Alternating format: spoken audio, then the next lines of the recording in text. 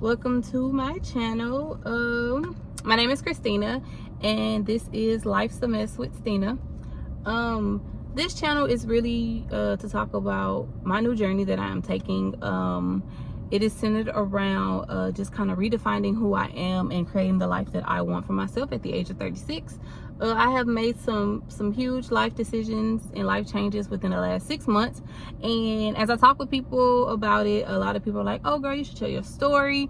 There are other women, other people going through the same thing that you're going through, and just to know that there are like people out there like you, it is kind of comforting. So I did want to share my story.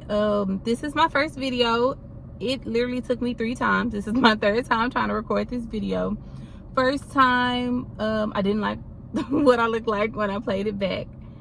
Second time, I recorded a complete 43-minute video, you guys, and the audio wasn't synced. Like, the audio wasn't synced at all. My lips would be moving, but the sound would be completely off. So yeah, that was that. It was very discouraging, I'm not gonna lie, but I did promise myself and my mentor, who was going along, you know, with this journey with me, that I would give it one more shot, and this is it.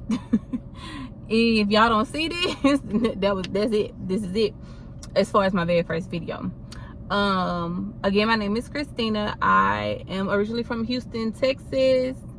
I reside in Southeast Texas, right outside of Beaumont, Texas, with my mom.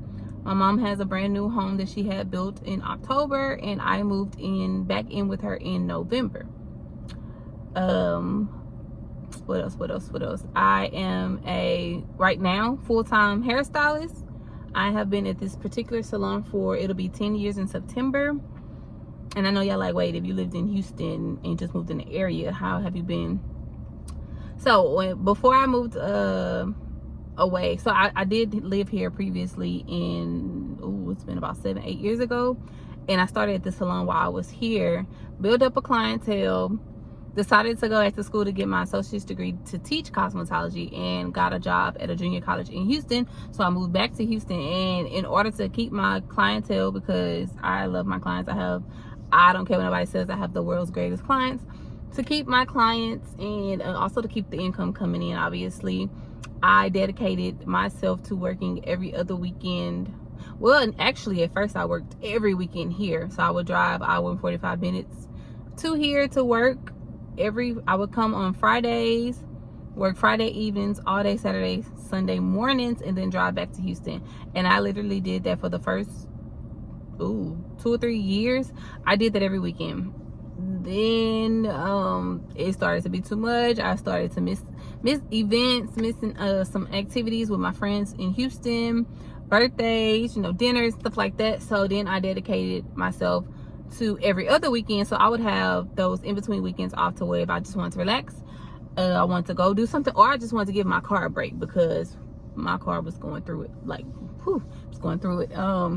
So I did move to that. I mean, I was and still is paying booth rent as if I was here full time, but I didn't mind, because I mean, that's just what it was. That it's a business. So yes, like I said, I moved back to Southeast Texas this past November, the week of Thanksgiving actually. And then yeah, so we're here. So the reason I am here is because, like I said at the beginning, I'm redefining and refocusing and just creating the life that I want. So I've always tried to have what I would say is a positive outlook on life. I tend to do what I want regardless. I tend to, and if I can't in the moment, I eventually make it happen. And I was at a place where I just was not happy. Like, I had what I needed, but not really what my heart's desire. Like, I just was not happy. During COVID, so I obtained a job at the junior college 2018. I worked there for almost a full 3 years before COVID hit. And when COVID hit, that's when my first shift in life happened. I was 31, 32, somewhere in there. And I was just like, whoa. Pandemic, we wasn't expecting that. Didn't really know. It was a lot of uncertainties. didn't really know what was happening. Thankfully, because I was still working full-time at the school, then I was able to get unemployment. And if you know, like I know or remember, the unemployment bag during COVID was a bag, and your girl mishandled it. Definitely mishandled that bag. I should have had an amazing savings, but I blew it.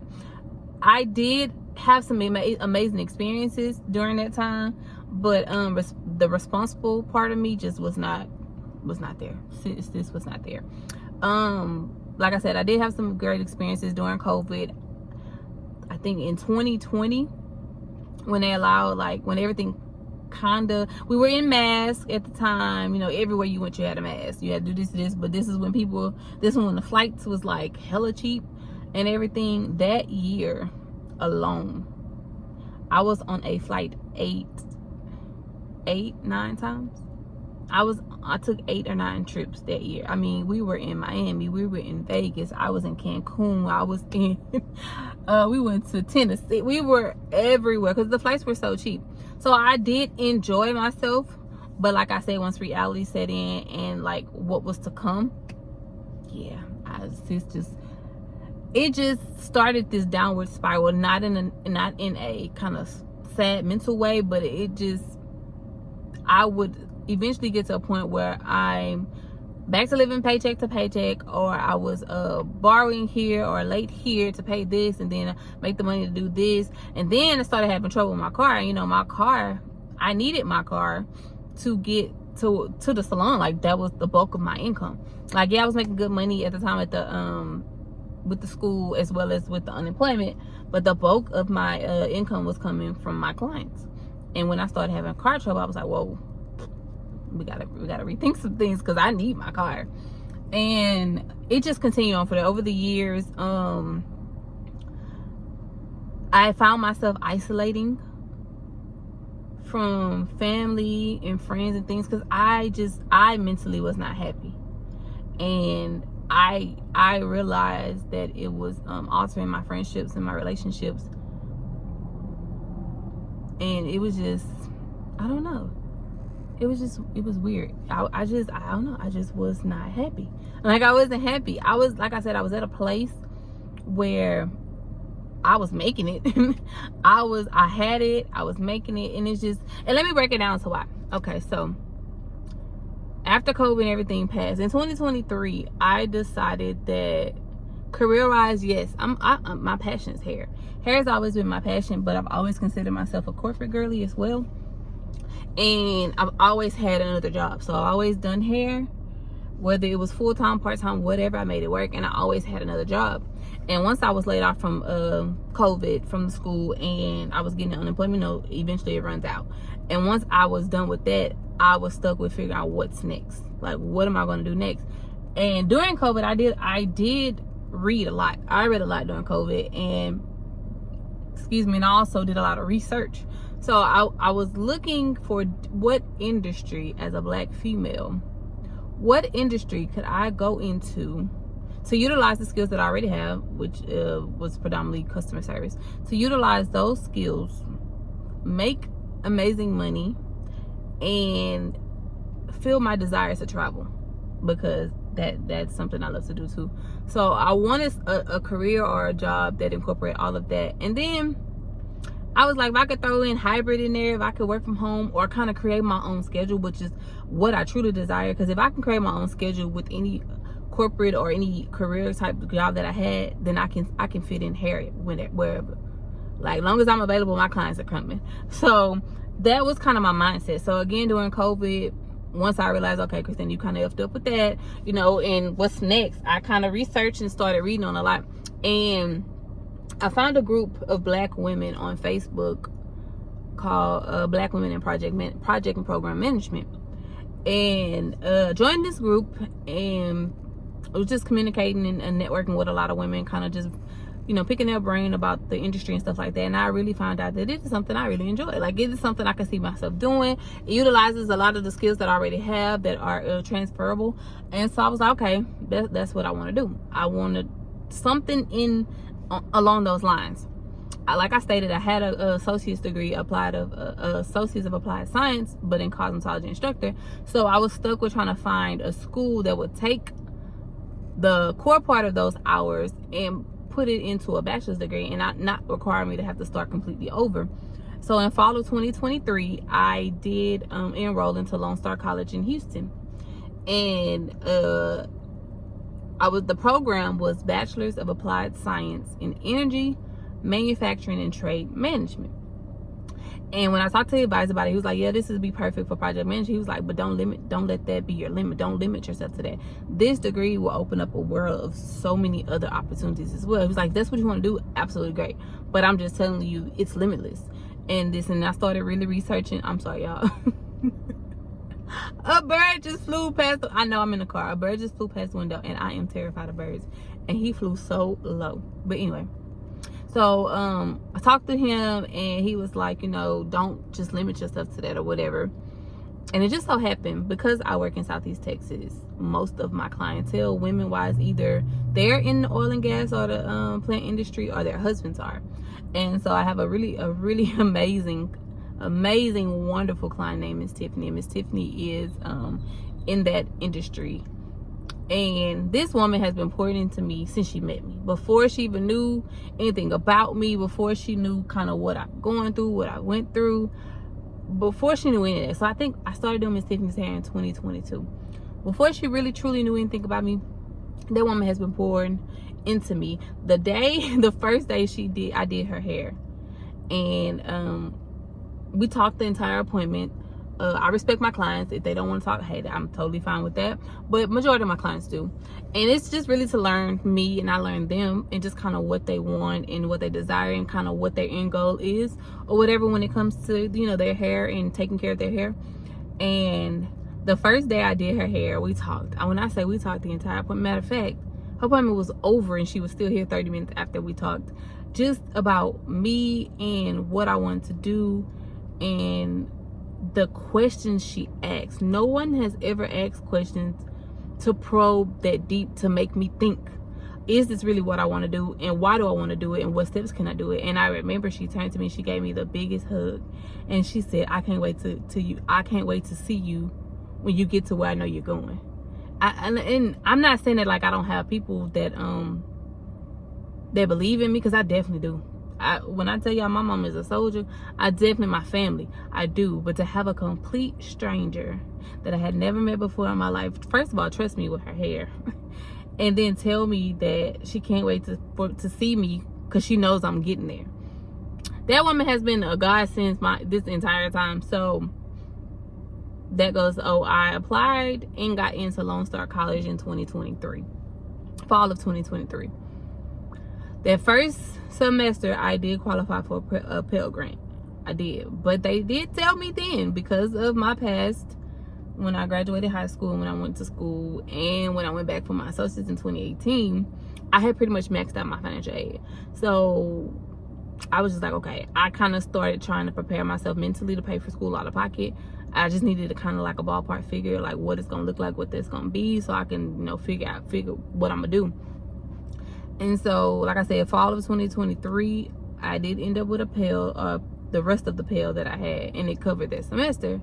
And then spring of 2024, my advisor, he wrote me, he was like, hey, just letting you know, that's it on the financial aid, what do you want to do? Because the program that I was signed up for, it's already a structured program.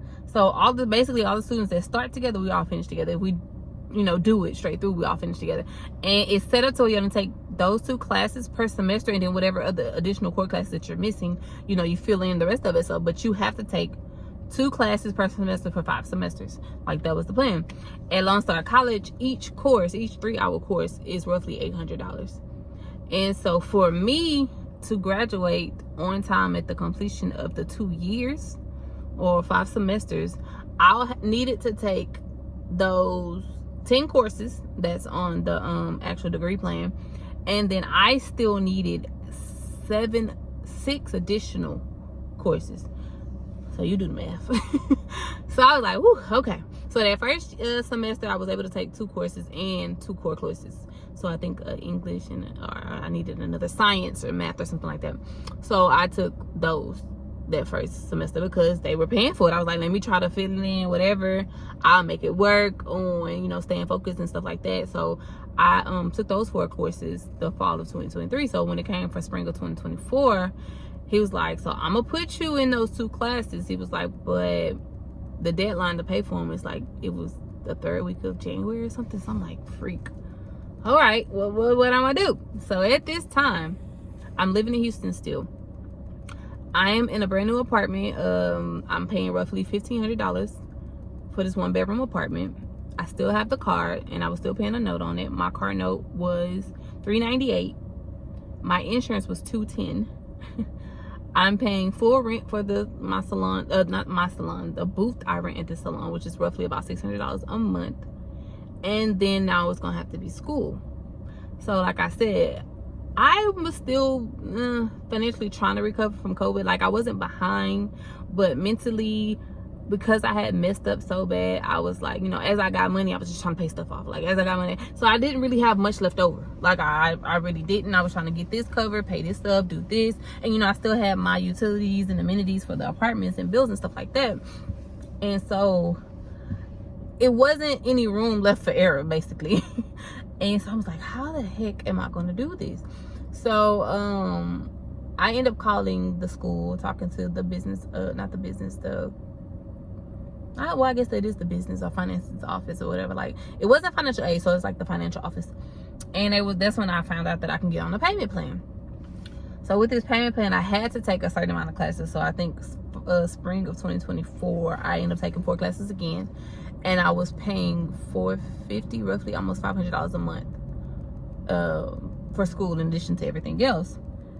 I pushed through spring of 2024. I pushed through summer of 2024. I pushed through fall of 2024. But by the end of October of fall, oh no, not even that. Beginning of fall, August, I had a plan like, okay, I can make this work. I'm going to, you know, get school paid for. But again, at this point, my car still needs work. I'm having to limit how much I can get to Beaumont to the salon to work. I had got a work from home job that was crappy. It's HELL. It had put me in such a dark mental, but like it was in healthcare. I'm not a healthcare girl. I am such an empath that everything that I was hearing on those calls would stick with me all day long. Like I would go to sleep, couldn't sleep half the time. I was tossing and turning, thinking about the stuff those patients would. It just wasn't for me, and for my sanity, I had to let it go. So yes, at one point I did have extra income coming in that helped, and I know it sounds crazy because it's like you need it for this, but y'all, I couldn't do it.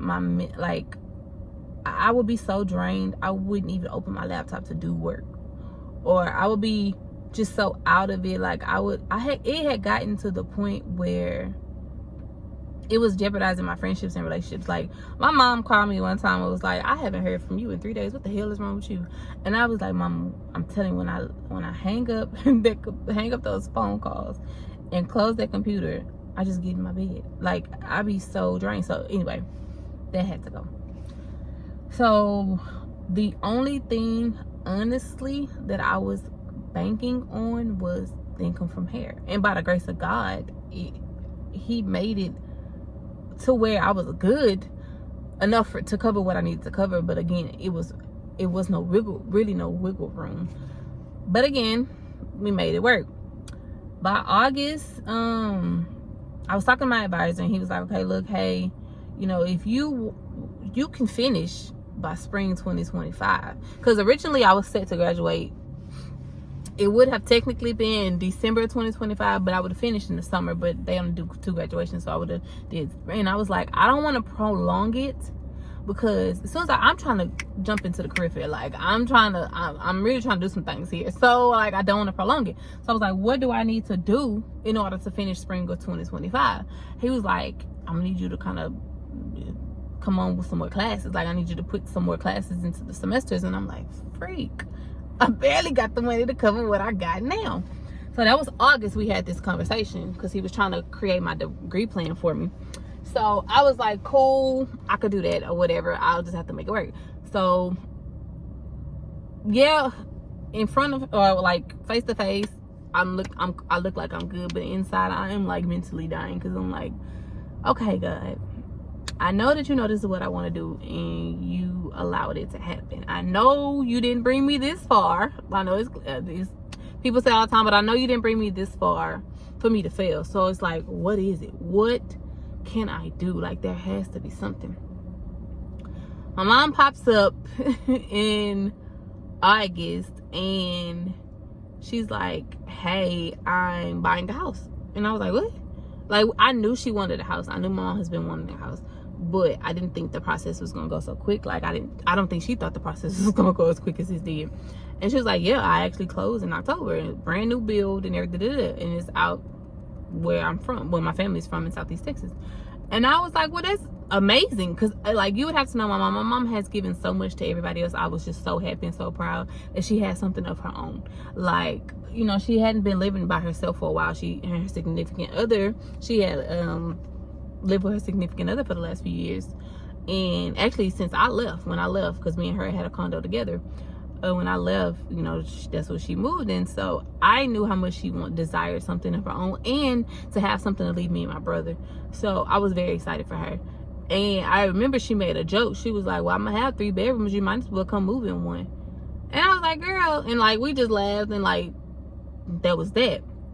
Y'all, that sat with me for so long. Like, I sat, when she said it was like, oh, girl, us living together, girl. I'm 30 at the time, 36 years old when I actually moved.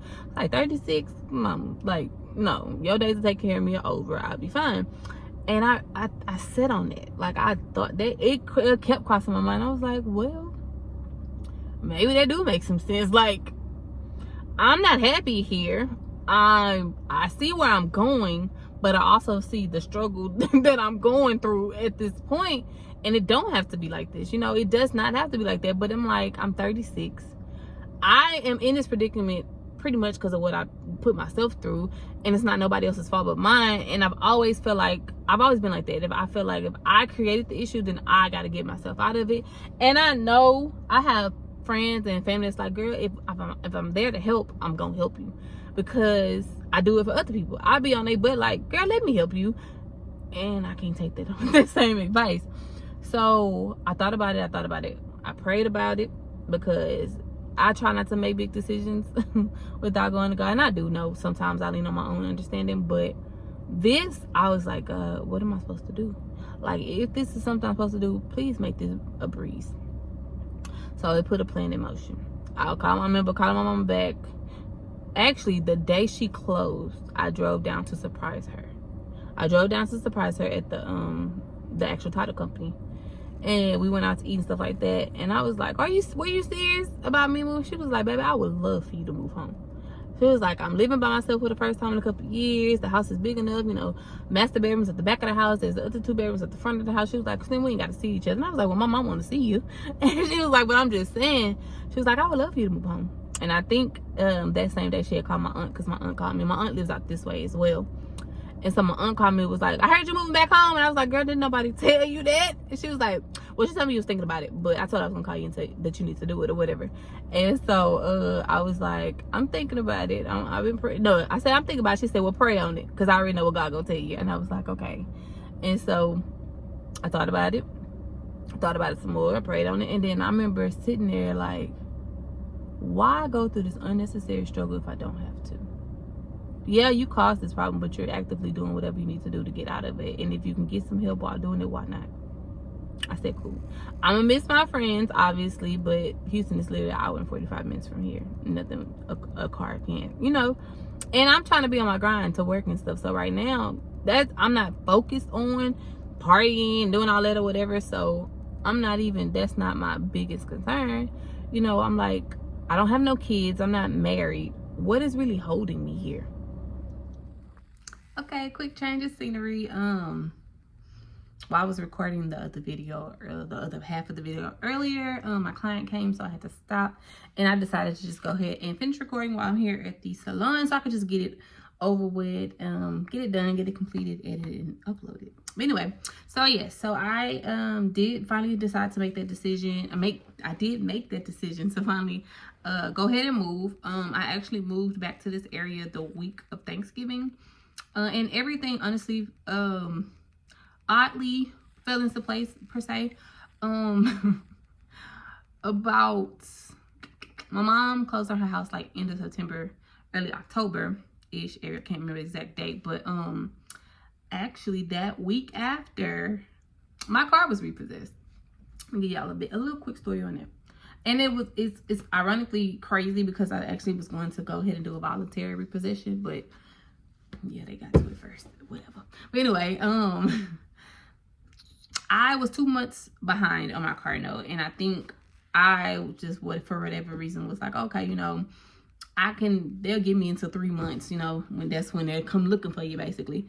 And so in my head, I had like a week before I hit the 3-month mark, and what I was gonna do was I was gonna have the money at that time, and I was just gonna go ahead and pay it all. I was gonna pay the full 3 months payment or whatever. And so that was the plan. That was the plan or whatever, y'all. On this particular day, this week actually, the week of that. So I think it happened, well, I'll talk about it. So I think the last time I had remembered driving my car, that weekend I didn't go to Beaumont, the weekend that it happened. That Thursday, I went to the store to get a few items to cook because I hadn't been out in a while or whatever, and I didn't want fast food. And so I went ahead and wanted to go get some things to cook. So I remember driving my car that Thursday. That was the last time I physically seen my car.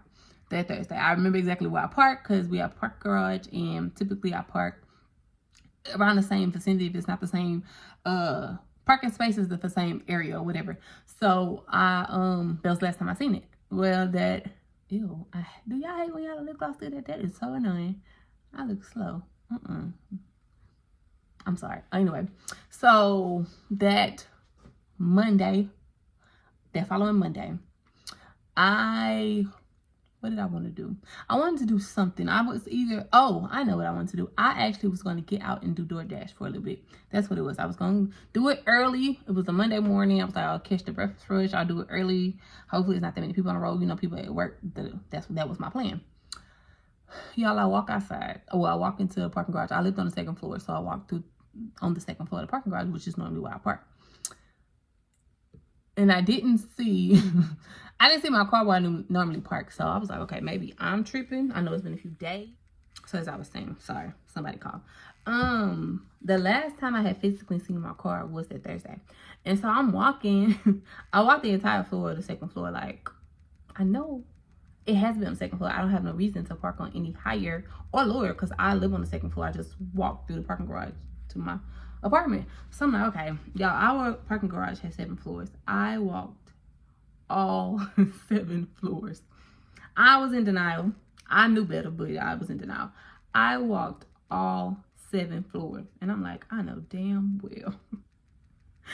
So I go back into my apartment, and I'm sitting there. I'm like, I'm not even in my apartment 2 minutes. I have a best friend that when I was living in Houston at the time, she lives literally, you walk out my apartment, you can walk out the apartments, you walk to the corner, across the street, her apartments are right there. So she lived directly across the street from me. And so before I could do anything, because I'm still like in my head trying to think, what do I do? Like, what's the next move? I've never had this happen. I've never had a repossession before or whatever. So I didn't know who to call at first. So my best friend called me, and she was either on her way or just dropped her son. I can't remember exactly if she was on her way or just dropped her son off at school. But she was like, bestie. I was like, yes, ma'am. She was like, why is your car on the back of this tow truck at the corner with 2 HPD officers? And I was like, huh? She was like, your car. This is your car. She was like, I know this is your car. This is your car on the back of this tow truck, and there's 2 HPD officers by it. And I was like, okay. All right, well, I know they got it. Whatever. She was like, what's going on? I said, well, it seems like they went ahead and repossessed it. She was like, I thought she was only 2 months. I was like, I was, but I mean, at the end of the day, it's still their property until I pay it off, so I can't be upset that they came and got it. I mean, I actually was about to do a voluntary possession anyway, so I mean, I guess it just worked itself out. So I wanted to make sure though. So I did call I was financed through my bank, Navy Federal. So I did call them, and I was like, I'm just trying to see, did y'all have the car picked up or whatever? And so the lady, she was really, really nice about it or whatever. She was like, yes, ma'am, we did have it. And I said, just curious, did y'all require HPD to come with y'all? Like, did y'all think I was gonna get hostile? And she was like, in some of the words she told me, like, basically because it was a private apartment complex and it was a parking garage, they had to have HPD to come on the property to get it. I was like, okay, that makes sense, I guess. I don't know, I don't work for them. So I was like, okay.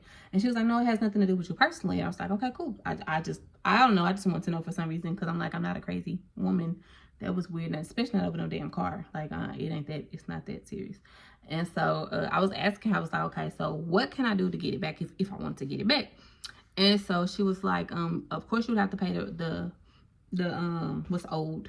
And my car note at the time was $398. So it was $398 times the 3 months. And she was like, plus there's fees on it, which obviously there's fees on it. She was like, and then Navy Federal has a $900 repossession fee. I said, oh, thanks for letting me know. She was like, so yes, ma'am, you have to pay that in full before we'll let the tow yard know that they can release the car to you. I said, thank you. Thank you very much. I appreciate that. I'll call back if I have any other questions. She was like, okay, cool. She did give me the information to the tow yard. So I was like, cool. So I calculated it up. And it was like almost $2,500. And what did I have it at the time? I did.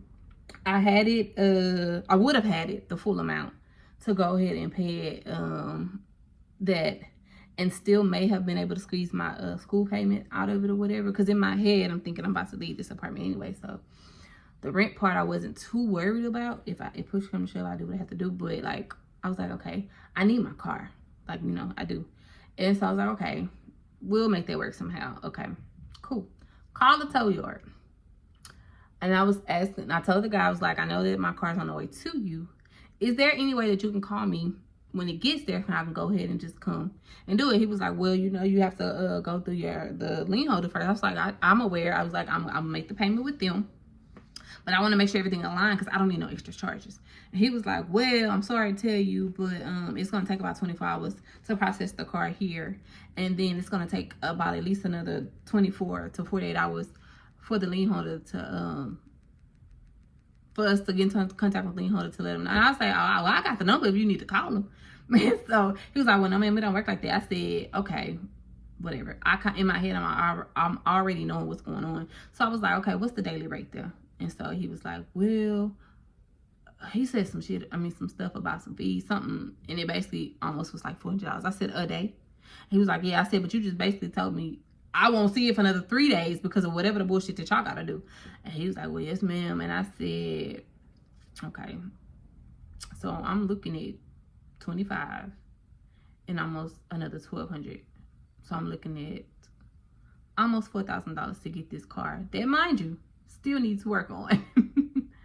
And so I sat there for a second on the phone and I said, what time do y'all close? And he was like, oh, we're here till whatever time he said. And I said, I don't too much care to get the car today. Can I come get my stuff? And he was like, what do you mean? I said, in so many words, sir, you can keep the car. I just want to come get my stuff out the car. And he was like, oh, well, if you want to do that, then we'll let you do that today. Which don't make sense to me because the car would have been processed by then for you to even have my information, for me to be able to show you my ID to say this is my car, I need to come get my shit. But whatever. I ain't even go back and forth. It is what it is. It's a business at the end of the day. It is what it is.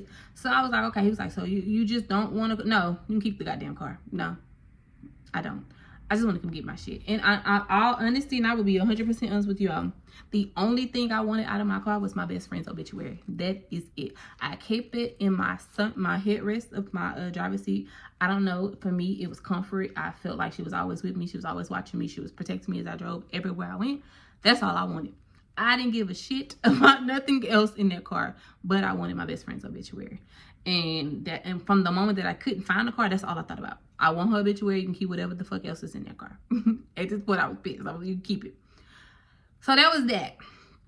This same week, so I'm big on communication. I'm always open and honest. I try to be as open and honest as I can be, without oversharing, because I do know people will take advantage of that. So I did contact my apartment's manager, the leasing manager or whatever. And I was flat out. I told her what was happening, that I would need to leave the apartment. I understand there is a reletting fee. I understand everything. I understand the entire process, and if I don't have the funds, I do understand that this will be considered a that's what I said. It will be considered a broken lease, and it will go on my credit, the full amount. I totally get that.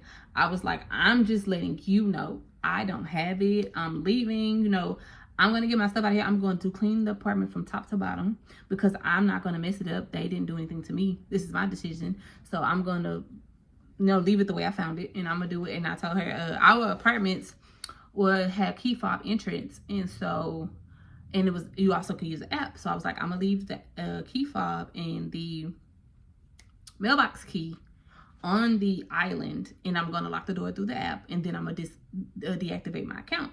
And she wrote back. She was really nice about it. She was like, okay, as long as you understand what goes along with this, thank you for letting me know, whatever or whatever. And I was like, people ask me like, why'd you do it that way? And I was like, because I would rather I let them know I'm leaving and leave voluntarily than to just bounce, and they feel like they have to, they're evicting me because I don't pay rent and have an eviction on my credit. They're both bad, obviously. And I take, where I live, I take this seriously. I take my rental history very seriously. But in this situation, I just had to go. And so in my mind, I rather a broken lease than an eviction. Something that, has to go through the court. And I didn't want that. So that's what I did.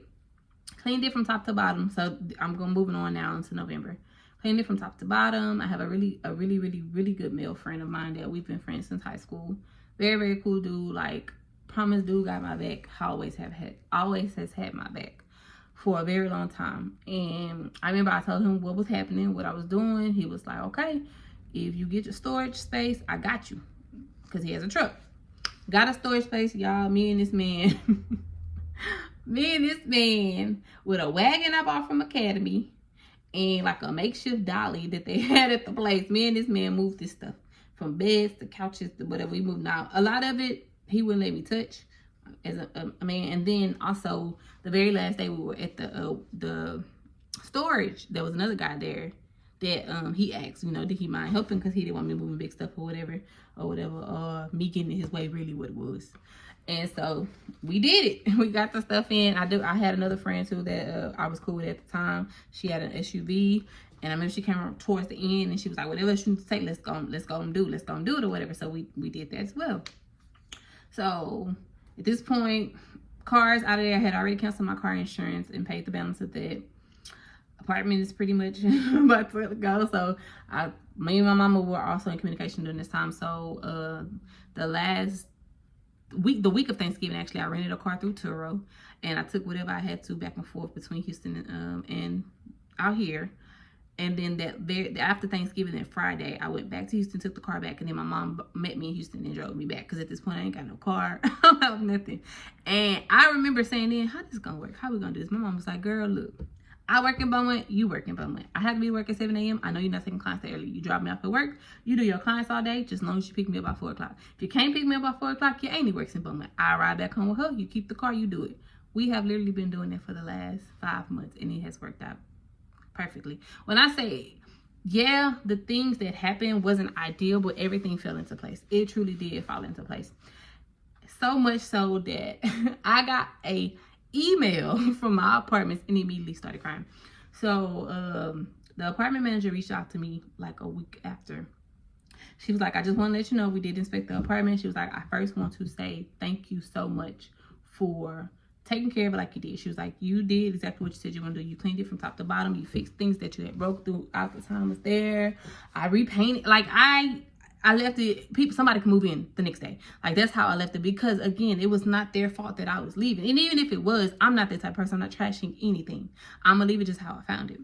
So I think it was because of the communication. I don't know the laws, the rules that happens in apartments or whatever. But when I got my final bill was $1,200. That was the fee, and she said it was called an early lease termination. It was the early lease termination fee, and then the prorated rent and amenities that I would have had to cover for the rest of the time I was there. $1,200. No broken lease, no eviction, nothing. None of that was, and I was like, oh my God, thank you. Like, I was like, thank you. Like, I was immediately in tears because she didn't have to do it. She could have did or went another route. You know, she could have did whatever she had to do because there's her job. But because I was in communication and I did the way I did it, she had a little lenience towards it. And I appreciate her down for that. I appreciate her. So at this point, everything, like I said, it wasn't ideal. It wouldn't have been my first choice, but it's definitely one of the greatest decisions I have ever made. And I'm thankful. I'm thankful truly for my family, but most importantly, my mother. My mother is a trooper, y'all. That girl is a soldier. Like, I don't want to start crying, so I can't even go into details. My mama is that girl. She just that girl. I can't even explain. That is one of my biggest supporters. Even when I told her I was doing YouTube, or I wanted to do YouTube, that woman asked me for about a week. Did you do your video? Have you did your video yet? Let me see it. You did your video yet? So shout out to her. But anyway, I want to stop rambling because I think my phone's about to die. I know I said a lot about where I've been, but I really do want to share with y'all where I'm going. I have so much more that I want to share, so much in store. Oh, and to recap on my school thing, I graduate this year, May 8th. Yes, I did it. I just made my final payment of $1,700, but I did it. I will be walking across that stage May 8th with a Bachelor of Applied Science degree in Energy, Manufacturing, and Trade Management. Woo woo. So I hope y'all are proud of me just as much as I'm proud of myself. If you like what you hear or you want to know more about me, I do have a lot that I have in store for the rest of this year. So it really be more of a lifestyle and a life journey channel. I'll be showing you a little bit of anything. We'll definitely be having some more stuff here at the salon. You can't see my station, but my station is here. Yeah, you're on it, so yeah. But salon, I have a vacation coming up. I'm definitely gonna vlog my graduation, just leading up to that, my pictures and stuff, because initially I didn't want to walk or take pictures, but yeah, that was another story. But anyway, I thank you for staying this long if you stayed to the end. And again, I have more to come, so please like, share, and subscribe. And thank you so much. God bless.